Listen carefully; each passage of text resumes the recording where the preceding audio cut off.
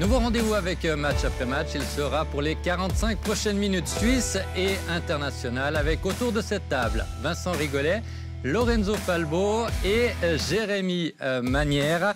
Une première partie d'émission consacrée à la Super League et notamment au FC Bâle. Où en est cette équipe? Où finira-t-elle à la fin de cette saison? Et ensuite, nous évoquerons le Barça et une des stars du Real. Il y avait Classico aujourd'hui. Cette star, c'est Karim Benzema, très certainement futur Ballon d'Or. La décision, ce sera pour demain. Mais commençons avec le football helvétique et ce FC Bâle à mi-classement, 7e après 11 journées. On va faire un tour de table. Je vais commencer avec Vincent. Logique ou étonnant de retrouver un des favoris au titre aussi loin que cela de la tête? Alors si vous me demandez à moi, je vais dire que c'est étonnant. Si vous demandez au reste de la table, ils vont dire que c'était logique. Je dois faire mais en début de saison, on s'était retrouvés avec Lorenzo et Jérémy pour parler du FC Bâle et de IB, de savoir qui des deux allait s'en sortir. Et moi j'étais partisan de dire que Bâle, ça allait le faire cette saison avec tous les talents qui ont été mis en place, avec un entraîneur qui a une idée. Et je suis obligé de reconnaître que je me suis trompé et que vous aviez raison. Et au final, ce FC Bâle, ça ne fonctionne pas pour le moment avec cette accumulation de jeunes talents qui devrait être encadré par les plus anciens et avec un Alex Frey qui est censé avoir une vision qu'il n'a.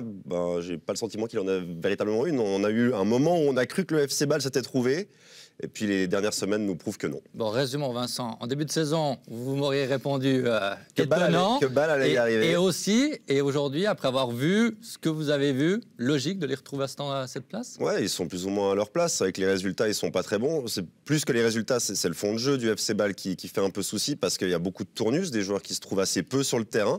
Et pour moi, c'est la raison principale pour laquelle le FC Bâle se retrouve à sa place, plus ou moins. Il y a toujours ce match contre Lucerne qui n'a pas été joué. Mais...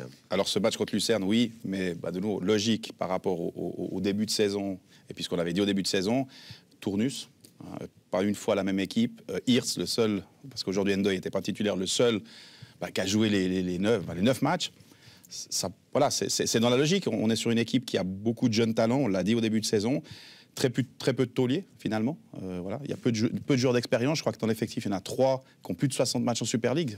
Voilà, avec ça... Ça dit beaucoup de choses, ouais. Ça dit énormément de choses, parce qu'à la fin, on a eu l'habitude d'avoir un FC Bâle toujours avec une équipe, avec une stabilité, avec un 11 de base en tout cas stable, et puis des jeunes qui arrivaient. Là, on est sur quelque chose de complètement différent, assumé peut-être par le FC Bâle, mais en tout cas quelque chose de différent. On a des jeunes avec quelques joueurs d'expérience, mais très peu. Donc pour moi, de nouveau, je reste sur ma position logique, et je pense que voilà, c'est la position juste du FC Bâle aujourd'hui. Pareil, moi j'aurais dit logique et prévisible, parce que quand on a...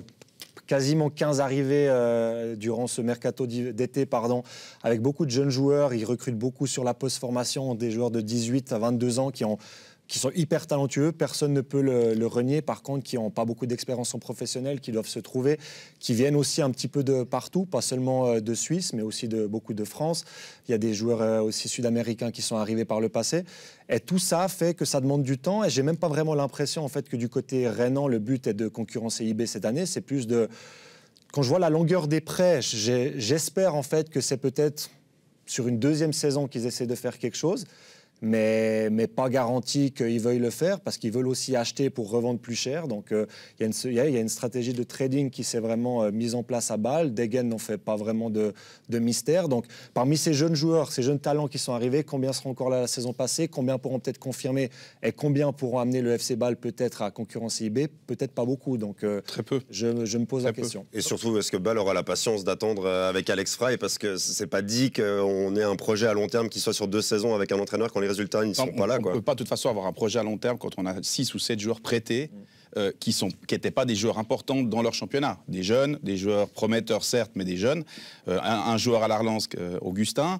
Voilà, sur ce que fait le FC Bâle aujourd'hui, on peut se poser des questions. En tout cas, c'est une stratégie risquée. D'ailleurs, le classement est là. À voir, mais c'est vrai que de nouveau, je pense qu'on est très loin du FC Bâle qu'on avait l'habitude. Même ces dernières années où le FC Bâle, IB était devant, on est d'accord, mais le FC Bâle était toujours au contact. Cette année, on est sur un FC Bâle totalement différent, où tous les matchs, on s'attend à regarder la composition puis se dire, bon, qui c'est qui répète le match? Alors, on a eu les attaquants, Zeki, Amdouni, à un moment donné, qui étaient les deux là, Ndoye, qui a quasiment joué tous les matchs. Puis après, le reste, ça change énormément. Donc, ça, c'est un gros problème. C'est peut-être le problème principal. Pour moi, c'est le problème principal. De nouveau, on sait que dans le football, une stabilité... On voit Servette aujourd'hui. le 11 de base de Servette, à l'exception de quelques petites retouches à chaque fois par rapport à des blessures, des suspensions, c'est quasiment le même. Non pas depuis cette saison, mais quasiment depuis 2-3 saisons. À l'extrême presque. Hein. C'est presque, alors c'est presque à l'extrême, mais faire le 11 de la semaine prochaine. Voilà, on pourrait tout à fait faire le 11, mais c'est vrai que. Mais qu'est-ce qu'elle est mieux au final? Non, il faut avoir. C'est une balance, un équilibre entre les deux. Voilà, c'est ça. Et on l'a pas à Bâle non plus, parce que la difficulté d'un projet comme ça, quand on met beaucoup de jeunes, c'est aussi que les piliers, les tauliers, ils soient définis et sur le terrain.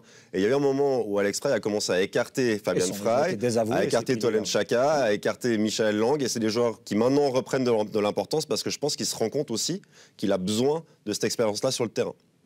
Il en a besoin, et puis c'est surtout qu'à un moment donné, les jeunes aussi, il va y avoir aussi un moment de frustration pour tout le monde, ceux qui ont certainement eu les anciens. Puis les jeunes, c'est un peu la même chose, parce que quand on a tellement de qualité devant, à un moment donné, les jeunes ont envie de jouer. Donc la frustration. Alors aujourd'hui, on est là, mais je pense que dans le reste de la saison, ça va être encore plus compliqué, parce que cette frustration va s'installer. Il y aura moins de matchs à jouer aussi. Voilà, aussi, parce qu'à un moment donné, on voit que en Conference League, ok, ils sont premiers. On ne sait pas combien de temps ça va durer. Mais c'est très serré. Et puis c'est dans un groupe qui est très faible. Bon, donc être premier dans ce groupe-là, pour le FC Bâle, je dirais que c'est une obligation. Même en ayant des mauvais résultats, mais c'est une obligation. Au vu de la jeunesse de l'effectif, pour moi, ce n'est pas une si grande obligation que ça, parce que je crois qu'on a vu peut-être le FC Bâle trop grand, et il faut arrêter de se fier à ce nom clinquant qu'est le FC Bâle.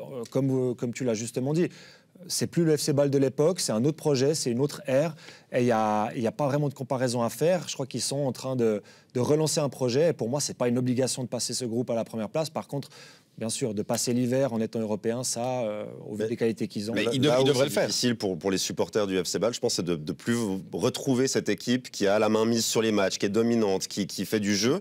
Par contre, on peut quand même le reconnaître, la qualité de s'être accroché jeudi contre le Slovan Bratislava, de revenir alors qu'ils étaient menés de 2 buts et qu'ils n'avaient pas montré grand-chose jusque-là, les changements qui ont été payants, etc. Donc, c'est une équipe qui peut avoir du caractère, mais ce qui est sûr, c'est qu'elle a plus le contrôle des parties, elle a plus cette maîtrise qu'on connaissait du FC Bâle. Pour moi, c'est pas du caractère, c'est des fulgurances. C'est que sur certains moments, tout d'un coup, parce qu'il y a de la qualité. Zeki, Amdouni, Zekiri, Endoy, il y a de la qualité. Et les autres. Mais c'est des fulgurances, c'est par moments. Voilà, donc une équipe qui a du caractère, pour moi, c'est une équipe qui a du caractère tout le temps. C'est pas le cas du FC Bâle aujourd'hui. Mais ça peut venir une constance où finalement trop de jeunes joueurs, trop de concurrence entre les jeunes joueurs, trop peut-être de David Degen qui influence parce qu'il faut faire jouer certains éléments plutôt que d'autres. Ça peut s'avérer contre-productif, ça c'est clair. Ça l'est jusque-là. Aujourd'hui, jusque-là, ça l'est, et ça risquera de continuer à l'être. Quand il y aura moins de matchs, et surtout, il y a ce turnover-là, parce qu'il n'y a aucun 11 type qui s'est dégagé, parce qu'il n'y a jamais eu une série de 5 ou 6 matchs vraiment convaincants dans le contenu qui ont fait que Alex Frey s'est appuyé sur les 11 ou 12 ou 13 mêmes joueurs sur une série de 5 à 6 semaines. Allez-y Vincent. Non, surtout qu'il a dit qu'il allait arrêter cette rotation pendant un temps, ce qu'il a fait, et il y avait des résultats sans la production de jeu, des résultats aussi en coupe contre des équipes plus faibles, mais il y a eu une bonne série du FC Bâle, et puis il y a eu 1-2 matchs compliqués avec moins de résultats, il a recommencé son turnover, il a recommencé à faire 4, 5 changements. Je crois que c'est parce qu'il y a une pression finalement, puisque de nouveau, avec un effectif tellement large au niveau des jeunes et des joueurs, et puis il y a des attentes, parce que quand on prend un joueur en prêt. Ce joueur en prêt a été prêté par un autre club. Ce club a des attentes. On ne sait pas aussi au niveau contractuel. Parce comment c'est défini, moi, je vais dans mon domaine. Quel niveau contractuel? Comment c'est défini? Est-ce que ce joueur qui est prêté, est-ce qu'il y a un minimum de matchs à faire? C'est fort possible que des équipes qui ont prêté des joueurs aujourd'hui au FC Bâle leur ont demandé des minimums de matchs ou de minutes. Et ça, de nouveau, on n'est pas derrière, on ne le sait pas. Moi, c'est mon métier. Et effectivement, à ce point-là, on sait que quand un club en France prête un joueur, ou à l'étranger, ou en Espagne, souvent dans un club en Suisse, il peut y avoir, et c'est souvent le cas, des conditions. Donc ça aussi, c'est une problématique pour un entraîneur. Quand on vous dit, oui, mais alors, attention, le week-end prochain, il ne faut pas oublier que lui, il doit avoir 15 matchs avant la fin. Mais ça, les clubs ne devraient pas l'accepter. Mais moi, je pense que l'FC Bâle, non. Depuis la nuit d'été. Oui, non, mais je sais bien, mais ça existe. C'est un risque qui est presque trop grand. Je vais le répéter, je pense qu'un club comme le FC Bâle ou IB ou n'importe quel club de cette trempe en Suisse ne devrait pas avoir à faire ce genre de... On est d'accord avec Lorenzo. Mais attention, pour un plus petit club, ça peut être intéressant parce que ça lui permet d'avoir des joueurs auxquels il n'a pas accès. Bien sûr, et c'est pour ça que c'est intéressant. Moi, j'ai eu des exemples, évidemment, de joueurs qu'on a prêtés, puis qui, justement, qui allaient dans un plus petit club. Et là, c'est autre chose. Mais là, on parle du FC Bâle. Le FC Bâle, il ne devrait pas avoir à utiliser ce genre de stratégie. Voilà. Sauf erreur, Endoy, c'était 5 matchs et il y a une clause qui a été levée, il a été transféré. Mais ça, c'est une option d'achat, c'est encore différent. Mais c'est aussi risqué, puisqu'une option d'achat avec un nombre de matchs joués, là aussi. Tout d'un coup, vous avez le joué. À un moment donné, bah, tu te dis, est-ce que je le fais jouer parce qu'on va l'acheter ou est-ce que je le fais pas jouer? Il y a le cas Griezmann qui a beaucoup fait. Voilà. D'ailleurs, on en avait parlé, je crois, la dernière fois. Et la solution a été trouvée, c'est que finalement, bah, ils ont baissé tous leurs prétentions, puis le deal s'est fait. Mais c'est ça qui est compliqué, je pense, avec le FC Bâle aujourd'hui, à mon avis. Et là, au milieu, que dire d'Alex Frey, entraîneur de ce FC Bâle?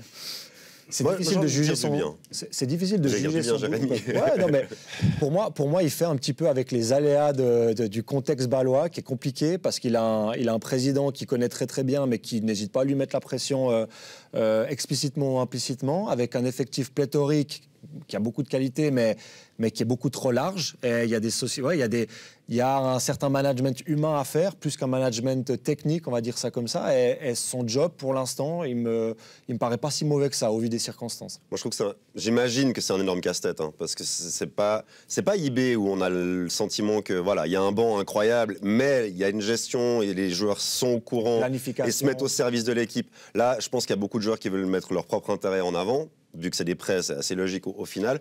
Et moi, ce que j'aime chez Alex Frey, c'est son discours. Je ne suis pas sûr que ce discours-là, il passe très bien dans le vestiaire, mais pour ce qui est de sa relation avec les médias et de dire les choses, et de dire, voilà, on arrête de se donner des excuses, on ne marque pas assez. On n'est pas bon devant, on doit être plus efficace. Et moi, c'est le genre de discours que j'aime bien, venant de la part d'un entraîneur, aussi parce qu'il a un statut en Suisse, et il se permet aussi de dire peut-être plus que certains autres. Il peut se permettre. Ouais. Mais aujourd'hui, la problématique, c'est que ce n'est pas la meilleure période pour un Alex Frey pour arriver au FC Bâle. Aujourd'hui, il va être en difficulté. Il est déjà, et il va être en difficulté encore plus rapidement. On est sur la Conference League, on en parlait. Alors, est-ce que c'est bien ou pas bien que Bâle continue en Conference League?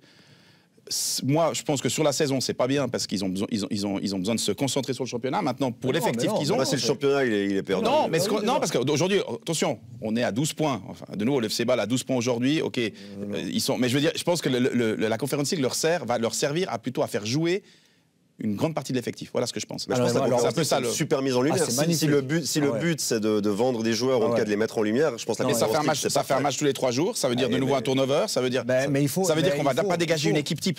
Mais peu importe, le championnat pour moi il est déjà perdu à ce moment-là, ils vont pas faire champion. Pour le coefficient UEFA, on a besoin du FC Bâle qui fait des bons résultats. Pour l'expérience de ces jeunes joueurs, pour que ça leur profite sur une deuxième saison, on a besoin de cette deuxième compétition. Pour moi, elle est vitale cette Conference League pour le FC Bâle et il faut déjà un petit peu oublier le championnat, disons ça comme ça, en essayant d'être bon, d'être dans les 3 premiers. Mais il y a un risque qu'il ne le soit pas. Question. Allez-y, Nicolas. Un joueur, on le met plus en valeur en Conference League ou en Super League? Je crois que là, il n'y a pas photo. Mais ça dépend. Non, mais ça dépend. Parce qu'il faut quand même reconnaître que le groupe. Il n'y a pas photo dans quel sens, Lorenzo? J'allais rebondir justement sur ce que vient de dire Vincent. Ça dépend du groupe où vous êtes. C'est catastrophique cette saison. Il n'est pas beaucoup plus attractif. Donc, c'est certainement pas les matchs qui sont les plus regardés en Europe. Mais c'est la suite. En revanche, la suite est beaucoup plus intéressante. Où il joue Marseille, là, il y a moyen de mettre des joueurs en lumière. Et si vous passez ce tour-là, vous avez de nouveau un gros derrière. On sait un grand nom européen. C'est peut-être la stratégie du club. C'est peut-être effectivement aujourd'hui la stratégie du club. C'est tout d'un coup passer cette première phase et d'avoir des bons matchs, de pouvoir mettre en lumière les joueurs. C'est certainement une des stratégies du club. Il y en a certainement plusieurs, mais ça doit être... Surtout pour un joueur suisse. Alors, le championnat est très important, mais à part s'il a des stats de mammouth à 20 buts et 10 assists, un bon club étranger va venir prendre un joueur suisse talentueux lors de grosses performances sur les belles affiches. En se disant, OK, ce joueur-là, il a joué contre l'AS Rome, il a été performant, il peut peut-être jouer en Italie, OK, Sassuolo qui se positionne, il le prend. C'est pas en gagnant 2-0 à Vaduz. Non, mais des fois, c'est vraiment sur un match aller-retour. Mohamed Salah vers Chelsea depuis Bâle. J'avais un autre exemple à vous proposer qui est encore plus récent. Siebatch, meilleur buteur du championnat, mais il marque la dernière seconde contre Manchester United. C'est quoi qui le fait transférer à Berlin? Moi, je pense que c'est quand même le championnat. Le but, là, c'est anecdotique. Je pense que c'est un joueur qui a performé en championnat, mais moi, j'ai eu l'occasion. Il y a eu à l'époque Zurich qui avait joué contre le Celta Vigo, si je ne me trompe pas. Oui, c'est contre le Celta. Ça remonte un peu. Années, Voilà, il y a un joueur qui avait performé sur ce match-là, à l'aller et au retour. On avait eu à l'époque une offre de ce club-là, j'ai un doute si c'était le Celta, mais de ce club espagnol pour ce joueur suisse, sur un match, à l'aller-retour. Donc oui, la Coupe d'Europe, évidemment que c'est une vitrine exceptionnelle. Alors peut-être moins dans le groupe qu'est le FC Bâle aujourd'hui, parce que c'est un groupe assez basique, excepté peut-être le Slovan Bratislava. Les 2 autres équipes sont légères, quoi. Je vais rebondir sur quelque chose qu'a dit Jérémy. Bâle, le championnat, il faut laisser tomber. Mais la deuxième place du classement est quand même qualificative pour les... Je précise. La première place du championnat, il faut laisser tomber. Mais la deuxième, elle est quand même encore plus importante cette année parce que le deuxième, il jouera les qualifications pour la Ligue des Champions l'année prochaine. Voilà, c'est pour ça qu'ils ont 35 joueurs dans l'effectif qui peuvent jouer tous les 3 jours en étant frais, mais avec, à contrario, l'inconvénient de ne pas avoir ce 11 type qui se dégage. C'est pour ça que Alex Frey, vraiment, il a un travail d'apothicaire à faire d'ici là et ça va être compliqué de gérer, mais pour moi, elle est vitale quand même cette compétition pour mettre en valeur et puis surtout donner du temps de jeu à tout cet effectif pour les maintenir un peu tous à flot et dans le rythme. C'est vrai que ça risque d'être très compliqué, de nouveau, s'ils ne vont pas plus loin en Conference League. La deuxième partie de saison va être très compliquée, très longue et effectivement pour Alex Frey, ça va être dur à gérer parce que là, à un moment donné, quand vous n'avez plus que le championnat, la Coupe Suisse, mais bon, la Coupe Suisse, voilà, il n'y a pas tant de matchs. Avec l'effectif qu'il a, ça va être chaud. Mais pour synthétiser un peu ce qu'on dit, c'est cette vision, cette stratégie de Bâle, d'avoir autant de joueurs en prêt, de jeunes joueurs, de les mettre en avant, de pouvoir faire du trading, si c'est au détriment de la qualité des résultats et du championnat suisse, c'est dramatique pour le FC Bâle. Parce que le FC Bâle, il doit jouer les premiers rôles en Super League. Et cette saison, c'est pas le cas. Alors que moi, je pensais que ça allait être le cas. C'est pas le cas. Non, mais et ça, c'est dramatique pour moi. C'est une erreur de le faire comme ça, si vous n'avez pas les résultats derrière. Mais c'est pour ça que un club comme le FC Bâle ne peut pas faire ce genre de choses. C'est-à-dire de mettre des joueurs en avant, des jeunes joueurs, c'est logique, c'est l'essence même du football aujourd'hui, mais à petite dose. Là, le FC Bâle, on a l'impression qu'il y a une révolution, puis on veut... Et puis c'est prêt, c'est évidemment qu'il y a, on l'a dit, peut-être ces clauses de minutes, mais il y a aussi certainement des clauses sur la revente. Parce qu'évidemment qu'on met en avant certains joueurs, il doit y avoir des clauses de revente, il doit y avoir des pourcentages sur les reventes. Donc toutes ces choses-là, voilà, aujourd'hui, on ne peut pas faire tout ça d'un coup. On peut le faire sur certains joueurs, mais là, on a l'impression que c'est devenu, je crois qu'il y en a 6 ou 7 qui sont en prêt. C'est énorme. Bâle a 6 points de retard actuellement sur Servette deuxième. Ça reste quand même, malgré tout, votre favori pour la deuxième place? Oui, au niveau de la qualité de l'effectif, je pense que sur la longueur, en prenant en compte ce match en retard contre Lucerne, en cas de victoire, il reviendrait à la 4e place à 16 points, égalité avec Saint-Gall.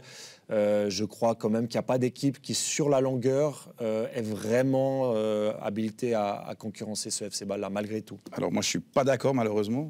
Vous avez le droit. Non, on ne peut pas toujours être d'accord. Mais non, pour moi clairement, il y a des équipes qui vont jouer la deuxième place comme Servette. Sur la longueur? Sur la longueur, ouais. Et Sion. Parce que je reste sur Sion. Cette année, je trouve que j'ai de nouveau été les voir. C'est parce que vous avez des joueurs Non. J'ai été les voir et je trouve qu'il y a un autre esprit à Sion. Et Sion, pour moi, va jouer les 4 premières places cette année, ça c'est sûr. Donc non, le FC Bâle aujourd'hui, pour moi, il va certainement à un moment donné être tout prêt. Mais je ne suis pas persuadé que le FC Bâle puisse terminer deuxième. Mais ça, c'est mon avis personnel. Moi, j'espère qu'on garde ce classement avec 2 romans sur le podium. Pas notre plaisir. Non, mais c'est chouette aussi. C'est vrai qu'on a eu l'habitude... parce que faut savoir que nous, on prépare les émissions le lundi, et puis on regarde le classement, puis on a Servette dans le bas, Sion dans le bas, parfois Lausanne dans le bas. Et au-delà de ça, mais c'est plus cool d'avoir des thématiques où on se dit mais est-ce que Servette peut pas être champion? Est-ce que Sion peut pas aller au bout? Et c'est aussi pour les gens intéressant. Sur ce que vous voyez. Je suis plus inquiet. Sur ce que je vois dans le jeu de Servette, je suis un peu inquiet aujourd'hui. Je trouve que 0-0, il était triste comme tout. Mais ils font des points.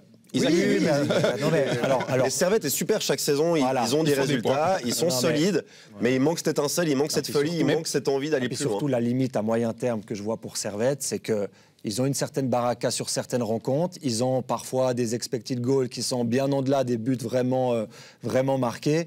Il faut plus de contenu pour pouvoir durer à cette place-là dans le championnat. Ils ont la qualité et les joueurs pour le faire, mais il faut vraiment qu'ils progressent dans le contenu, dans le jeu, pour pouvoir vraiment garder cette place-là sur le long terme. Ce qui est un peu difficile, c'est qu'on a le sentiment qu'il y a un plafond de verre pour un Sion, pour un Servette, et qui sont un peu à leur limite par moment. C'est-à-dire que quand ils commencent à performer et à avoir des résultats, on a l'impression qu'ils ne passent pas ce cap-là. Certaines surchauffe Alors, aussi. Étonnamment, oui, mais cette année, de nouveau, je reviens sur le FC Sion. J'ai eu l'occasion de voir le match week-end avec un Balotelli exceptionnel, franchement, sur 35 minutes, vraiment, du grand Balotelli, mais pas seulement pour le but, dans le contenu. Avec un joueur comme ça, et les autres autour, parce qu'il y a quand même un 11 de base qui se dégage. Il y a une cohésion dans le jeu qui se dégage. Donc, moi, je suis assez voilà, j'espère que ça va durer, mais en tout cas, ce n'est pas le même FC Sion qu'on a vu ces dernières années. Ça, c'est une évidence. Ils ont réduit l'effectif, énormément. Je pense que Tramezzani peut travailler avec un effectif réduit et de qualité. Ça change tout pour un entraîneur aussi. Il y a un coach qui est là depuis plus d'une année. Ils sont pas nombreux, ils étaient 6, je crois. Bon, je vous donne une deuxième chance parce que vous êtes déjà croisés sur ce plateau en début de saison. Vincent a fait part de ses pensées par rapport au FC Bâle. derrière IB, je pense qu'on est plus ou moins d'accord que cette équipe devrait être championne. Deuxième, au mois de fin mai, début juin, Bâle pour Jérémy. Sion. J'en ai aucune idée. Non, mais vraiment, je me prenne au dépourvu. Le cœur ou la raison? Je sais pas. Le cœur, on a compris que votre cœur dit Sion ou Servette. Ouais. Bah, pour bien, ce serait super. Mais c'est vrai que moi, je vais redire que je pense que Bâle, à un moment donné, ils vont réussir à trouver la formule qui va faire qu'il fonctionne. Moi, je dirais que les 2 romans dans les 3 premiers. Voilà. Mais c'est très ambitieux. Très heureux. Sion Servette, Servette deuxième, Sion troisième, ou Sion deuxième, Servette troisième, on prend. Non, ce serait sympa. Et on note, hein, tout le monde. On note. C'est noté. Avec grand plaisir. On va passer à un autre FCB. On a parlé de Bâle. Un FCB qui porte les mêmes couleurs. L'origine du club est commune. C'est le Barcelone de désormais Xavi depuis cette saison qui a connu une semaine difficile, très très difficile, avec une élimination presque certaine en phase de groupe de la Ligue des Champions comme il y a 12 mois. Un classico perdu aujourd'hui contre le grand rival, le Real, 3 points de différence au classement. Et des doutes déjà par rapport à la stratégie, la vente de certains biens de ce club, beaucoup d'investissements. Lorenzo, vous me coupez déjà, oui, non, vous n'avez pas de doute. Relativisons quand même. Le championnat, c'est avant ce match aujourd'hui, aucune défaite, 7 victoires, 1 nul. Voilà, ok. Donc au championnat, aujourd'hui, c'est le Real Madrid en face. Bon, à Madrid, ok. Maintenant, c'est pas honteux de perdre à Madrid. En Champions League, le faux pas, c'est vraiment là, cette semaine contre l'Inter. Parce que finalement... Et celle d'avant. Ouais, mais alors, de nouveau, pour moi, le match clé, c'est celui-là. Si vous ne le perdez pas, vous le gagnez à domicile, Barcelone est dans de très bonnes conditions pour passer. Malheureusement, en faisant ce match nul, ça leur enlève quasiment toute possibilité. Malheureusement, ils devraient faire 2 matchs 6 points et espérer que l'Inter, la semaine prochaine, contre Pilsen, fasse un faux pas, ce qui semble assez peu probable, et qu'il fasse un faux pas éventuellement contre le Bayern en dernier match. Donc compliqué, mais il faut relativiser. Le Barça est sur un changement de cycle. Aujourd'hui, on a tous des anciens joueurs qui sont en fin de carrière. On a les Busquets, qui est encore le dernier dinosaure qui est sur le terrain. Jordi Alba, qui a été dépassé par Baldé. Il reste Piqué, mais... Piqué. Non, mais Piqué, il défend avec l'esprit. Non, mais Piqué, il est peut-être important au sein du vestiaire aujourd'hui. Et je pense que c'est aussi important d'avoir des joueurs comme ça. Mais Piqué, on le voit, ils ont Koundé, ils ont Arroyo, ils ont du monde, ils ont Garcia, ils ont du monde. Aujourd'hui, on est sur une équipe qui est en pleine reconstruction, qui a une qualité énorme. Donc je pense qu'il faut mesurer A-t-elle le temps par rapport aux risques financiers qui ont été pris? C'est ça la difficulté. Il y a des dettes qui sont telles que déjà une élimination précoce en Champions League serait vraiment dommageable parce qu'ils ont quand même spéculé sur un parcours européen en Champions League qui se poursuivrait sur l'année 2023. Jusqu'en quart au budget. Jusqu'en quart. Économiquement, c'est compliqué, mais c'est compliqué déjà depuis un moment. Ça veut dire qu'ils ont dépensé énormément d'argent sur le mercato, ils ont fait aussi des bons coups. Ils ne peuvent pas toujours tirer sur la corde éternellement quand même. Non, mais il y a quand même du monde derrière. Il y a une transition qui devait être réussie. C'est ça, la problématique de Barcelone, c'est que cette transition, cette saison devait être réussie. C'est-à-dire qu'on devait réussir à intégrer des nouveaux éléments, dont certains qui ont été payés très cher, quand même. On a collé un Lewandowski devant, c'est pas pour faire une période de reconstruction. On le met devant, c'est pour qu'il mette des goals. Qui a 14 buts en 12 matchs. Oui, mais lui, il l'est. C'est pas ça le problème. Si Lewandowski joue en Conférence et en Europa League en février, ça intéresse personne, entre guillemets. Non, mais je pense que le problème du Barça, là, pour la Champions League, c'est qu'ils sont tombés dans le groupe de la mort. Enfin, le groupe le plus compliqué qu'ils pouvaient avoir, avec aucun faux pas. Et malheureusement, ils l'ont fait, ce faux pas, parce que perdre à Munich, perdre à Milan, ok, ça peut arriver si on gagne à domicile. Voilà. Et puis après, ça joue sur les matchs contre Pilsen. Ils font un point qui est presque miraculeux. C'est miraculeux, mais le faux pas, il est là. Donc c'est vrai que je pense qu'ils ne s'attendaient pas à ce faux pas. Je pense qu'ils ne s'attendaient vraiment pas à ça. Un match, parce que l'Inter, en plus, a été très, très, très conquérant. Enfin, l'Inter a joué un match exceptionnel. Ils peuvent le gagner sans problème. Et voilà, le Barça était persuadé de gagner ce match-là. Et c'est vrai que ça change beaucoup de choses, malheureusement. Mais c'est sur un match. Et c'est ça qui est presque dommage, c'est que sur un match, on remet en cause un peu tout le système qui est mis en place par le Barça de ce renouvellement de joueurs. C'était une semaine très compliquée. C'est une semaine qui a été déterminante. Il y a cette défaite encore dans le Classico aujourd'hui. Et comme je le disais, je pense que cette transition, cette saison avec Xavi, elle devait être réussie immédiatement. C'est pas un projet sur le long terme. Et ça va être compliqué pour le Barça de s'en relever parce qu'on sait qu'ils sont... C'est pas que des investissements financiers, ils ont hypothéqué leurs droits TV, ils se sont mis en grande difficulté pour réussir cette saison, qui est sur le point d'être ratée, alors qu'on est même pas en novembre. C'est sûr, c'est une grosse problématique au FC Barcelone, mais Moi, je pense qu'ils vont se relever. Je pense qu'ils ont une qualité de jeunes qui est incroyable. Quand on voit des Gavi, des Pedri, des Ansu Fati encore aujourd'hui. Mais il faut les accompagner aussi, ces voilà, jeunes-là. Mais c'est vrai que c'est la même problématique qu'avec Bâle. Oui, c'est qu'on a écarté Xhaka et Frey à Bâle. Là, on est en train d'écarter Piqué. Busquets, c'est encore le dernier qui est. À la grosse différence que c'est tous des joueurs qui leur appartiennent. Oui, c'est déjà une différence énorme, mais c'est des joueurs qui sont sur le long terme. Aussi. Les salaires sont pas les mêmes. Le maillot a la même couleur, mais pas les salaires. Non, mais voilà, au niveau des jeunes, Gavi, Pedri, Fati, vous avez cité ces trois noms. Baldé qui est en train d'arriver. Il y en aura certainement d'autres avec la Masia.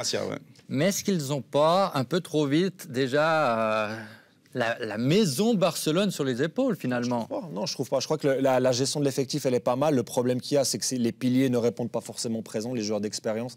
Et ça un petit peu, ça fragilise cette équipe-là, qui sur le papier est extrêmement intéressante. Le recrutement a été fait. Alors, on peut en débattre du recrutement.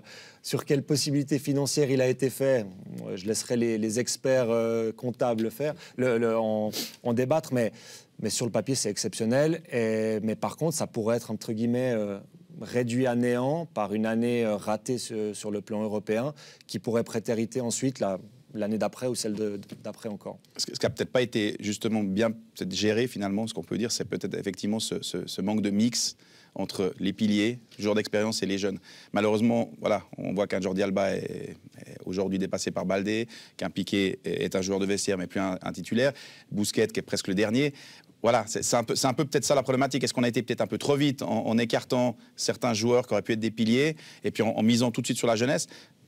Fort possible d'ailleurs, vu les résultats de cette semaine, oui, parce que peut-être que le match de l'Inter, avec quelques joueurs en plus d'expérience, ce ne serait pas passé de la même manière. Donc c'est ça aussi qui est, je pense, un peu compliqué au FC Barcelone. C'est cette fameuse transition qui a peut-être été un peu faite dans l'urgence. Ils ont fait un bon mercato, ils ont pris des joueurs aussi libres. Il y a Lewandowski qui est parfaitement réussi, et Rafinha, c'est compliqué. C'est un énorme investissement. Parce qu'il y a une adaptation.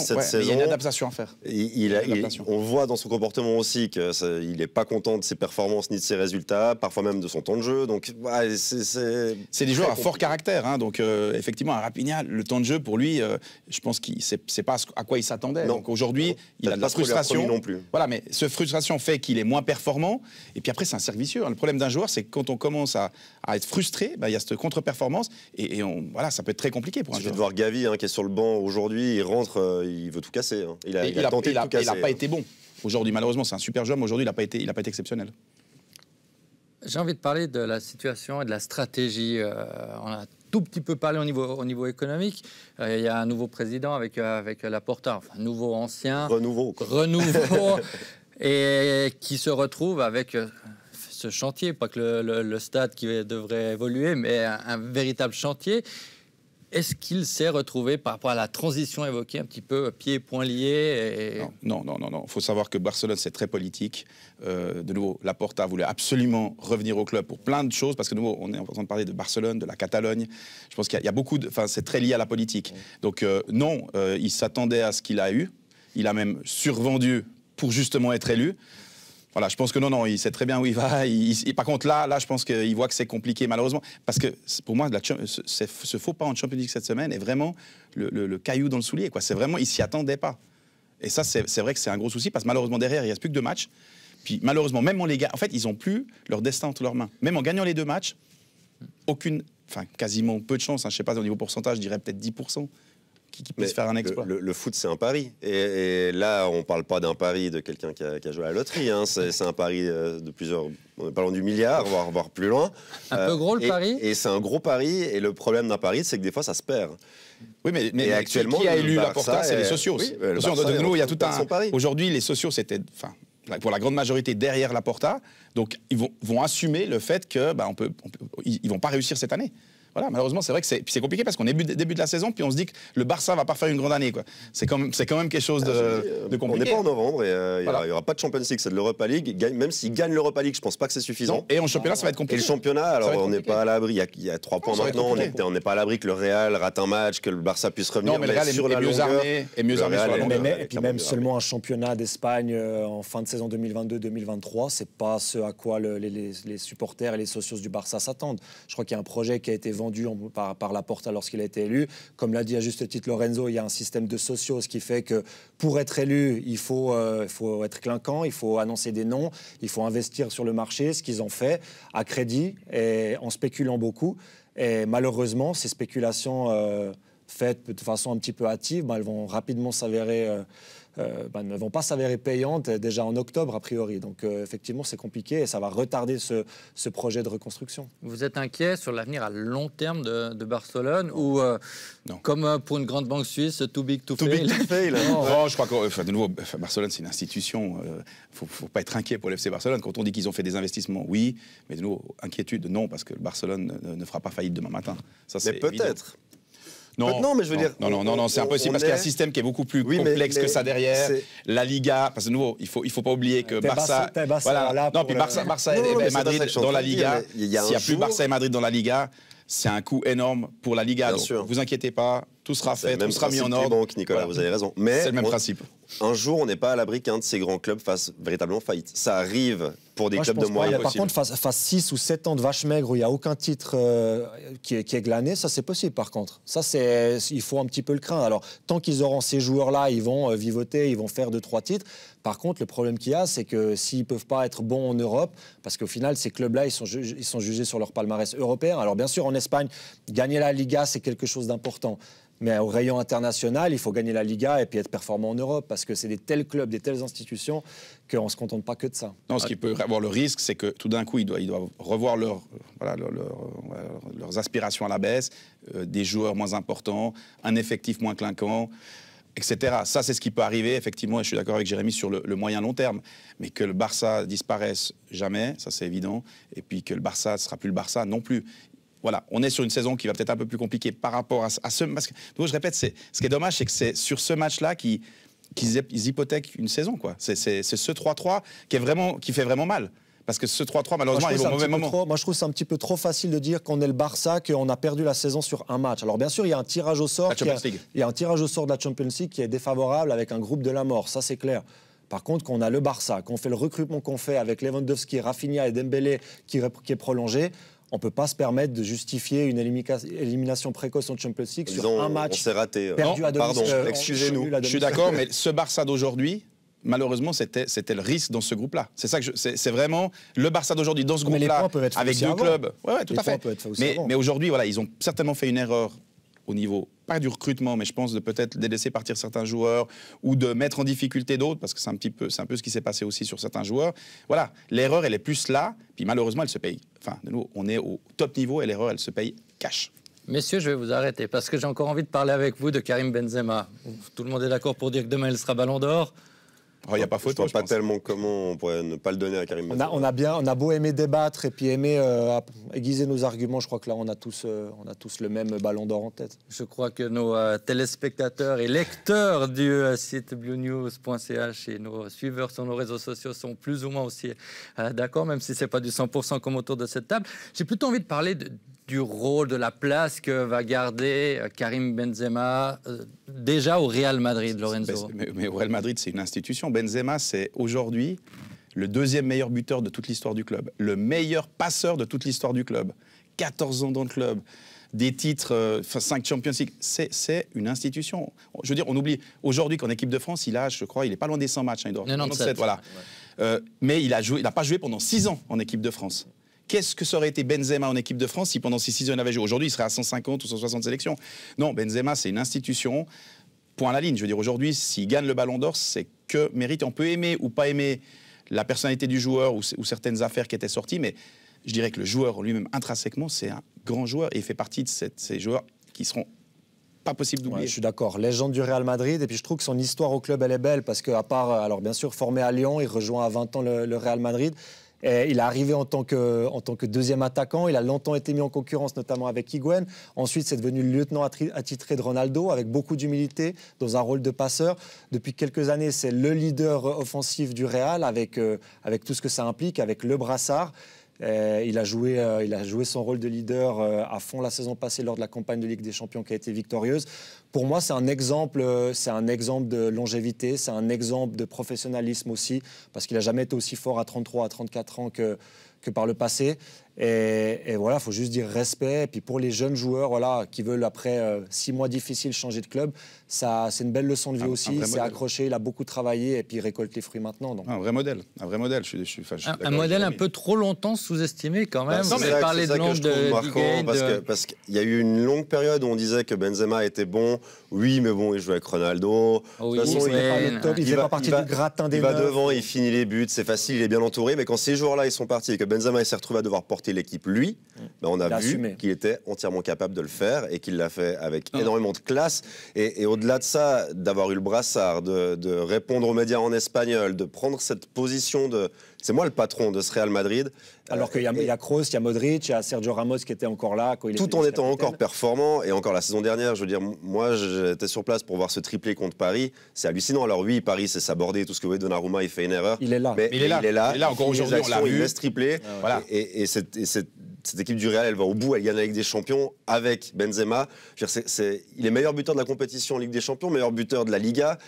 C'est encore une saison exceptionnelle. Alors là, il est un petit peu plus en difficulté. Il me l'a marqué dans le Classico, donc il est bueno. Oui, mais de nouveau, on peut dire ce qu'on veut. On a dit que c'était le deuxième meilleur passeur de l'histoire du Real Madrid. Puis sur les 14 saisons, il en a 12 à plus de 15 buts. Enfin, je veux dire, on est en train de... Voilà, et puis je crois 6 ou 7 à plus de 20 buts. Enfin, de nouveau, on est devant un joueur exceptionnel et qui a été peut-être sous-estimé, qui a passé un très très mauvais moment, alors surtout en France par rapport à toutes ces affaires. Voilà. Et puis, il est au Real Madrid. L'exigence du Real Madrid fait que, bah oui, quand il y avait Ronaldo ou d'autres qui étaient là, bon, on sous-estimait un petit peu Benzema, mais aujourd'hui, je crois qu'il n'y a aucun fan du Real Madrid qui vous dira que Benzema, c'est une légende du club. Et il va être très difficile à dépasser. Je pense que 160 buts et je crois 328 voilà. Depuis aujourd'hui. Ça alors que c'est un joueur ultra altruiste. Matchs. Alors que c'est un joueur ultra altruiste qui veut toujours passer le collectif avant lui-même. C'est pas une machine à stats type Ronaldo ou même Messi qui finissait les actions, enfin qui les emmenait depuis le milieu de terrain pour lui-même et puis qui concluait. Lui vraiment, c'est un joueur qui se met qui sont dans le collectif, qui se met au service du collectif, qui n'hésite pas à faire jouer ses coéquipiers lorsqu'ils sont mieux placés. Et malgré ça, les stats qu'il a, les titres qu'il a glanés, c'est exceptionnel. Mais ça veut dire que finalement, si on compte les buts et les assists, il est presque sur plus de 500 buts décisifs sur 14 ans. Enfin, c'est incroyable, exceptionnel. Lorenzo, vous connaissez un petit peu des joueurs qui l'ont affronté, qui l'affrontent encore régulièrement. Alors, oui. D'ailleurs, il y en a certains qui seront prochainement à Genève, si je ne fais erreur. Qu'est-ce qu'ils vous disent, les anciens ou les actuels adversaires de Alors, j'ai mon joueur Morica qui est à Villarreal aujourd'hui, qui l'a affronté avec toutes les équipes où il est passé. Je crois que il me dit toujours que c'est un des attaquants les plus difficiles qu'il a eu à marquer parce que il est très bon dans la protection du ballon, il est très bon dans les appels, les contre-appels. Quand il fait un appel, il ouvre de l'espace pour d'autres. C'est pour lui, en tout cas pour ce joueur-là, c'est un des attaquants les plus compliqués. Voilà. Après, il y a des anciens joueurs, effectivement, comme Carvalho, qui va être présent à Genève parce qu'on organise le salon du football à Genève du 11 au 13 novembre. Je vous invite tous d'ailleurs à y venir. Mais voilà, je pense que d'avoir joué aux côtés de Ronaldo, c'est exceptionnel pour Benzema. Ronaldo aussi. Voilà, c'est exceptionnel. Puis pour jouer contre lui, comme je le dis, c'est très compliqué parce que c'est un joueur qui est imprévisible, qui est capable, comme l'a dit Jérémy, il se met au service de l'équipe. C'est pas seulement un buteur. C'est un joueur qui va, s'il le peut, faire de l'espace pour un autre, Vinicius ou un autre, ou Valverde. Et c'est eux qui vont finir. Donc c'est un joueur qui est hyper compliqué à défendre. Vincent, qu'est-ce qui vous plaît le plus chez Karim Benzema ?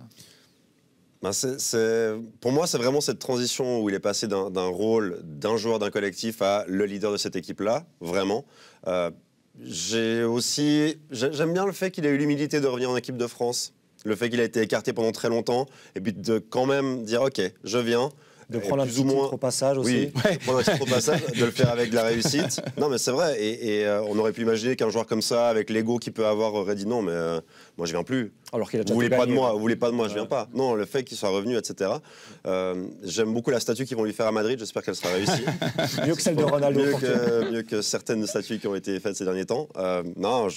Joueur complet, légende du club. Qu'est-ce qu'on peut dire de plus sur Benzema ? C'est la grande classe, quoi. Je crois qu'on n'a pas assez de superlatifs pour en parler parce que nous, on parle toujours Ronaldo, Messi. Mais on a eu le bonheur d'avoir Ronaldo, Messi et Benzema. Et d'autres. Et d'autres pas mal, ouais. Mais là, on est quand même sur du top niveau. Et Benzema, ça reste... De nouveau, c'est un joueur, quand on l'avait à Lyon, hein, qui a fait quand même 4 saisons ou 5 saisons à Lyon exceptionnelles aussi. Hein. Donc c'est un joueur qui vient sur quasiment 18-19 saisons. Incroyable. Donc c'est une légende, quoi. Jérémy, vous, s'il y a une chose à retenir de Karim Benzema? À retenir, j'espère qu'il va encore jouer 2-3 ans, hein, donc on n'est pas en train de parler de la fin de carrière de Benzema. Mais, non, mais il y a un élément marquant d'une carrière qui devrait se dérouler normalement demain. Moi, il y a beaucoup de choses que je retiens. Moi, pour être tout à fait honnête, j'étais fan de l'Olympique Lyonnais quand j'étais petit, donc je l'ai vu éclore, j'ai vu son avènement en professionnel, en même temps que Ben Arfa. Il était un petit peu ballotté à gauche, en pointe, il joue un peu partout. J'ai bien aimé déjà comme il a travaillé physiquement, il s'est vraiment étoffé, donc ce qui lui permet d'être très très fort dos au but. J'aime bien la maturité qu'il a acquise au fil des années, et puis surtout, comme je l'ai déjà dit avant, moi c'est quelqu'un qui rend les autres meilleurs. C'est le genre de joueur avec lequel on a envie de jouer parce qu'il est toujours disponible, il crée des fausses pistes pour les autres.